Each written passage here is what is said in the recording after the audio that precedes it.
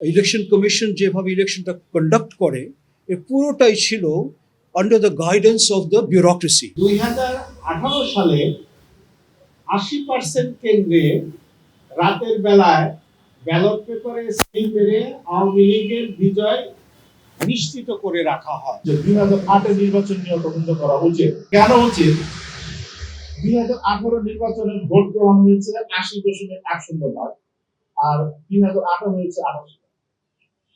2018 নির্বাচনে 213টা আসনে 100 ভাগ ভোট গৃহীত হয়েছে। তার মানে যারা মরে গেছে তারা ভোট দিয়ে গেছে। তো সেখান থেকে আমাদের একটা সন্দেহ হয়েছে, একটা দৃঢ় সন্দেহ যে এই নির্বাচনের ব্যাপক কারচুপি হয়েছে। গত 3টি জাতীয় নির্বাচন অনুষ্ঠিত হয়েছে আমলাতন্ত্রের তত্ত্বাবধানে। আমলারাই পুরো নির্বাচন ব্যবস্থাকে নিয়ন্ত্রণ করেছেন।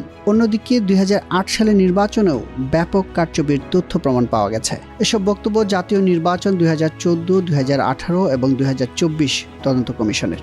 ইলেকশন কমিশন যেভাবে ইলেকশনটা কন্ডাক্ট করে এর পুরোটাই ছিল under the guidance of the bureaucracy, under the civil government. Brilliant অফিসারগুলোকে বাইপাস করে কিছু কিছু কিছু ল্যাকিস যারা যারা প্রো গভর্নমেন্ট এবং তাদেরকে যে কোনোভাবে মোটিভেশন, ফাইন্যান্সিয়াল মোটিভেশন হতে পারে, তারপরে পার্সোনাল সেলফ অ্যাগ্রেন্ডাইজমেন্ট, এই সমস্ত মোটিভেশন দিয়ে এন্টায়ার সিভিল গভর্নমেন্টটা they took over control of the electoral mechanism. 3টা ইলেকশনের যে ম্যানিপুলেশন, এই সব কিছু থেকে আমাদের একটাই কনক্লুশন, এই 3টা election was fraudulent, was taken away by force, it was the death of democracy in Bangladesh.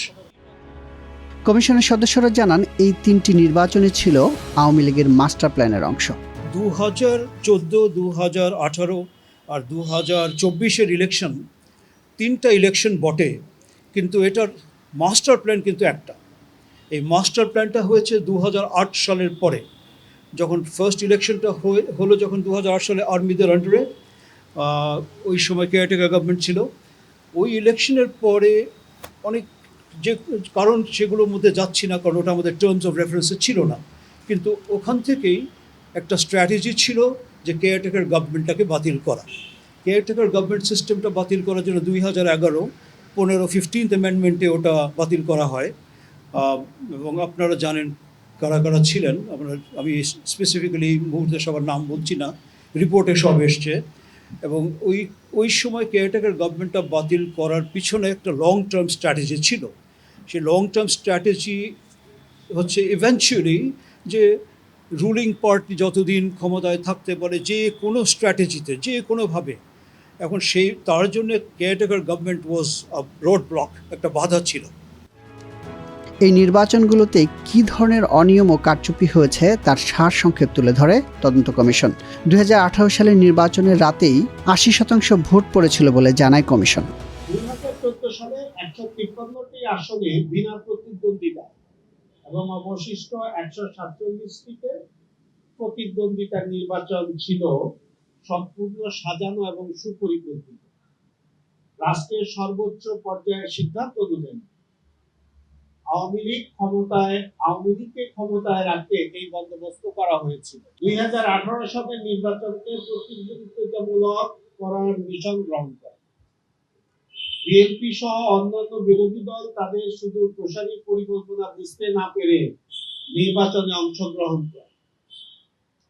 তদন্ত কমিশনের প্রাক্কলন অনুযায়ী 2018 সালে 80% কেন্দ্রে রাতের বেলায় ব্যালট পেপারে সিল মেরে আওয়ামী লীগের বিজয় নিশ্চিত করে রাখা হয় আগেই, মানে ইলেকশনের আগের রাত্রে।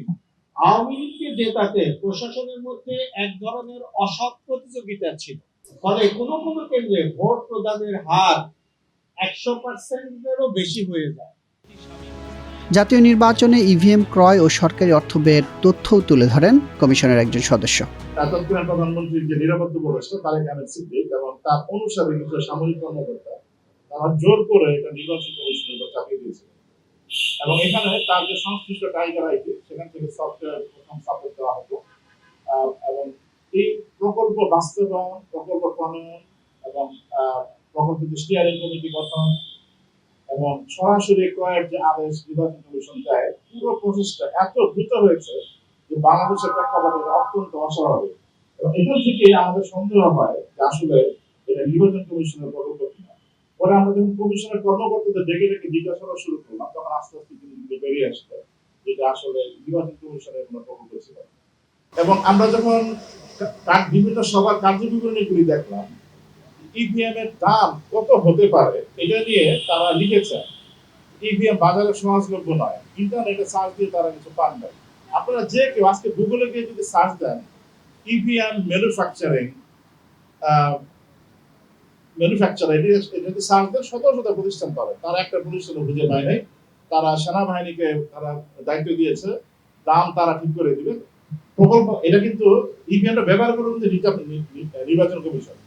আপনারা দেখবেন ইন্ডিয়াতে যে ইভিএমটা ব্যবহার করা হয় ওই সময় বাংলাদেশের মূল্যমান এটার দাম ছিল 20,000 টাকা, আর আমাদের তো দাম পড়লো 2,34,000 টাকা এবং 41,000 এই মাঝখানে দামটা পড়েছে। এটা অত্যন্ত অস্বাভাবিক এবং দাম অনুপাতে এটা কোনো সেবা এবং কোনো রকমের মান ছিল না।